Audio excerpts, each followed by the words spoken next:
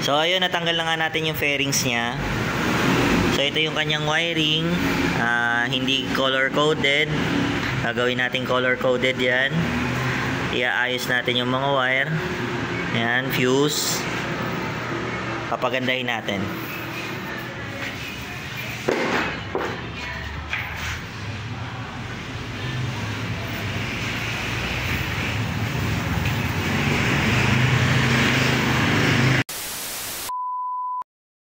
Good day mga ka-smiley. May pasyente tayo ngayon, YTX 125.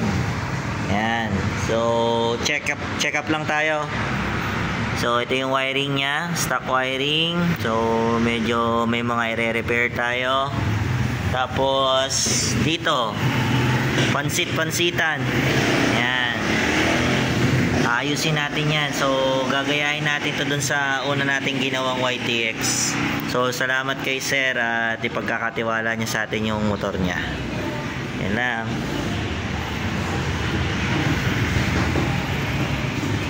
So, good evening mga ka-smiley. Tapos na yung ating YTX 125. So, ano ba mga upgrade na nilagay natin dito? Punta muna tayo sa may battery. Yan. Papansin nyo, sa battery, same terminal tayo. Wala tayo nilagay. Dito tayo nag-patch sa itong dulo niyang para sa starter. Dito na tayo naglagay ng terminal. Then fuse. Yung violet, yun yung sa ating all lights. Then yung white para sa ating loud horn. Dito nakapwesto lahat ng relay natin. So, itong may violet sa all lights relay, yung white sa loud horn. Ayan, dulo-dulo tayo mag-wiring. Ganyan tayo mag-setup. Ayan.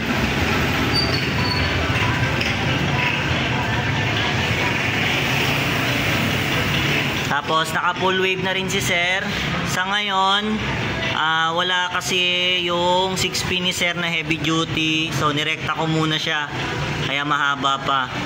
Inikot ko na muna dahil pagbalik ni sir, gagawin na natin siyang socket type.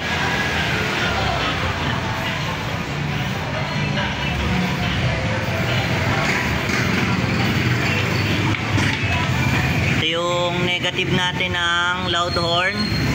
Ayan, compact horn.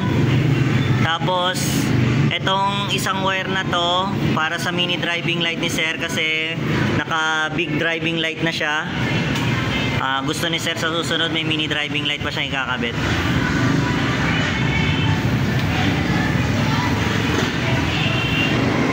Ito yung ating horn selector. Ayan. Tapos pansin nyo, itong dalawang wire lang na to, ito yung dito sa ating big driving light. Lahat ng wire natin pinadaan natin sa original hose. Tapos electrical tape na lang ulit. Yan, yung negative ng ating mini driving light nandito. Ayan. Ito yung loob. Yan. Ito, passing module natin. Dito, minodify na natin to. Pinutol na natin tong dalawang wire niya dito para magkaroon tayo ng passing module. So, ang ina-activate niya is itong song relay na to. Tapos, lalabas yan, tatlong wire para sa tatlong diode. Ayan, tatlong diode. Tapos, yung tatlong diode na yan, ang passing niyan ay high beam ng big driving light, tsaka high beam na rin ng mini driving light soon. Tapos, ito yung para sa domino switch niya or 3-way switch na mini driving light, naka-ready na.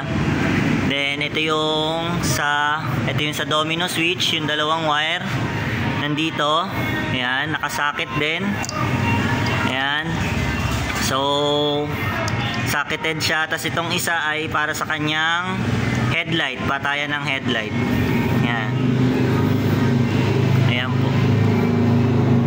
Tapos ito para sa voltmeter. Then itong dalawang to, ito yung output ng passing. Ayan. Yung nandito, papunta yan dito. Dito lumabas. Ayan.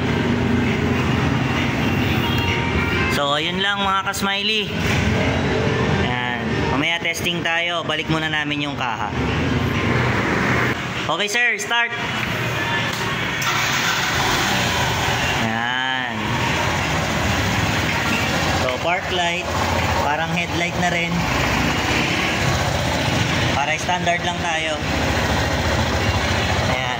Yung headlight lang nilagyan natin patayan. Sir, headlight po. Ayan. Tapos high beam. Ayan. Tapos low beam muna. Then yung big driving light natin. Ayan. Low beam white. Then high beam po.